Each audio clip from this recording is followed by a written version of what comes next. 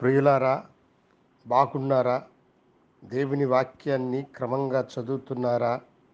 ప్రార్థించుచున్నారా? నేటి ధ్యాన వాక్యము యెహోషువ గ్రంథం 1 అధ్యాయము 9 వచనం చివరి మాట.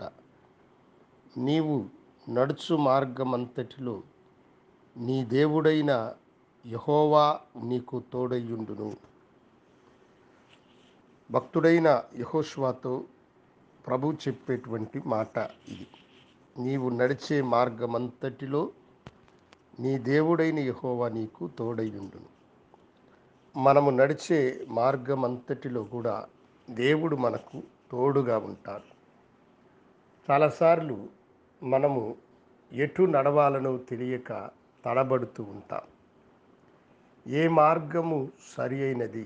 మన జీవితానికి ఈ మార్గము సరి అయినదా కాదా అన్నటువంటి ఆలోచన మనకు కలిగిన దానిని ఎంచుకోవడంలో మనము తడబడుతూ ఉంటాం.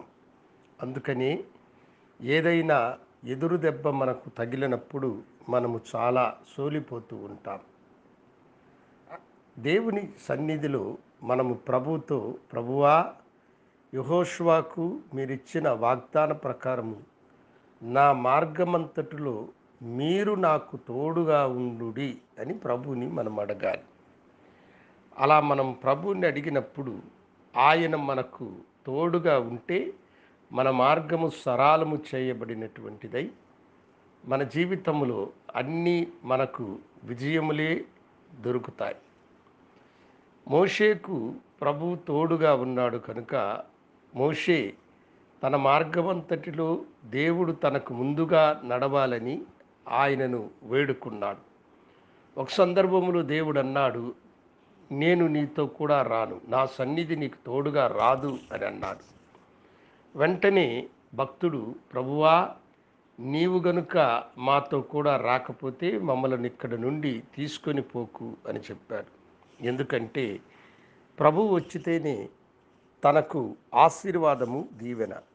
ఆయన ముందు నడిచినప్పుడు ఎర్ర సముద్రము చీలుతుందని, యెరికో యొక్క పారేటువంటి నీరు అలాగనే రాశిగా నిలబడిపోతాయని, దేవుని ప్రజలకు అన్న ఆహారములు దొరుకుతాయన్నవి మోషేకు బాగా తెలుసు కనుక నీవు నాకు తోడుగా ఉండాలి, రావాలి అని కోరుకున్నాడు. అయితే ఇక్కడ యెహోషువతో ప్రభువే అంటున్నాడు, నీవు భయపడకు, దిగులు పడకు, జడియకు, నిబ్బరము కలిగి ధైర్యముగా నుండు. నీవు నడుచు మార్గమంతట్లో నీ దేవుడైన యెహోవా నీకు తోడుగా నేనుంటాను అని అన్నాడు.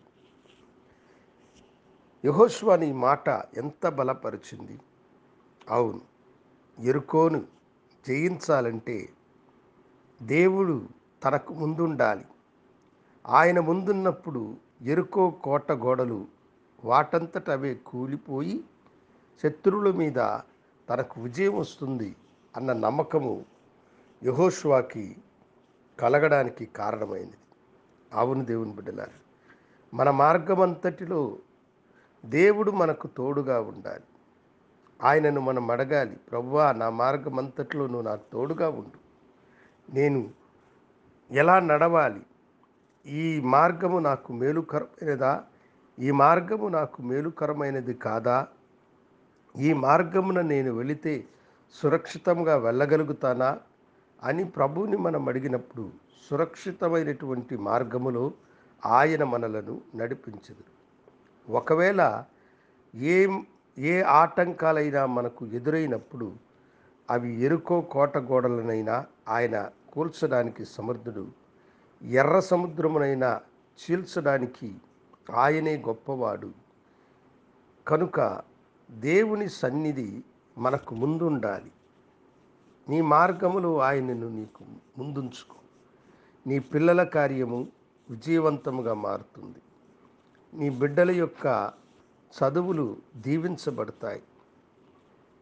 నీ పిల్లల భవిష్యత్తు ఆశీర్వాదంగా మారుతుంది. నీ వ్యాపారము వృద్ధి చెందుతుంది. నీ కష్టాలు తొలగిపోయి దేవుడు నీకు ముందు వెళ్ళినప్పుడు నీకు మార్గము సరళము చేయబడినటువంటిదై ఆశీర్వాదమైనటువంటి కృపతో వాగ్దాన భూమిని దైవజనుడు స్వతంత్రించుకున్నట్లుగా దేవుని వాగ్దానములన్నిటిని మీరు స్వతంత్రించుకుంటారు.